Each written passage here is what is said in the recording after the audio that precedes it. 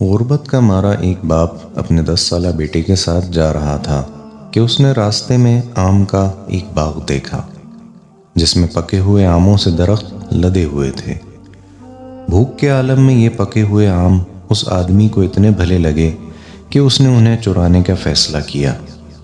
اس نے بیٹے سے کہا، میں باغ میں آم توڑنے جاتا ہوں، تم یہیں کھڑے رہو، اور اگر کوئی انسان آتا نظر آئے تو مجھے آواز دے دینا۔ پھر وہ باغ میں آم توڑنے چلا گیا۔ چنانچہ جیسے ہی خوشے کے قریب ہوا تو بچے نے پیچھے سے آواز لگا دی، اے ابا جان، اے ابا جان، کوئی ہمیں دیکھ رہا ہے۔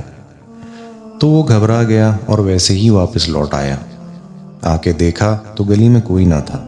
وہ بیٹے کی اس حرکت کو دیکھ سخت غصہ ہوا اور بولا، یہاں تو کوئی بھی نہیں جو ہمیں دیکھ رہا ہو۔ بیٹے نے کہا، ابا جان، انسانوں میں سے ہمیں کوئی نہیں دیکھ رہا، مگر انسانوں کا پروردگار تو ہمیں دیکھ رہا ہے۔ بچے کی بات سن کر بے بس باپ بہت نادم ہوا، اور کیوں نہ ہوتا، اسی نے تو یہ درس اپنے لختے جگر کو پڑھایا تھا کہ تم جو کچھ بھی کرتے ہو اسے دیکھنے والی ایک ذات ہے جو رب تعالی ہے۔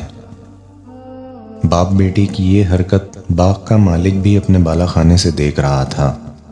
اس کا خیال تھا کہ جب یہ شخص آم توڑ لے گا تب اسے رنگے ہاتھوں پکڑے گا، لیکن اس کے بیٹے کے ایمان نے ایسا ہونے نہ دیا۔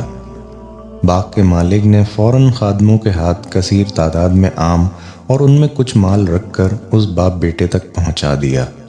وہ غریب شخص اتنے سارے آم اور مال دیکھ کر حیرانگی سے اپنے بیٹے کو دیکھنے لگا۔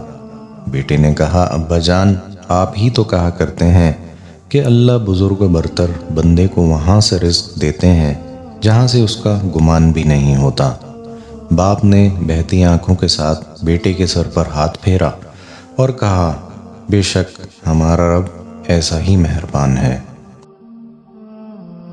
محترم ساتھیوں، اس واقعے میں ہمارے لیے درس یہ ہے کہ ہم اپنے بچوں کی بچپن سے ہی تربیت قرآن و سنت کے مطابق کریں تاکہ ان کا ایمان کبھی نہ ڈگمگائے۔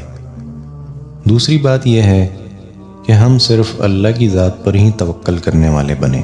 ہمارا اس بات پر یقین ہو کہ ہمیں اور ہماری اولاد کو کھلانے والا فقط اللہ ہے۔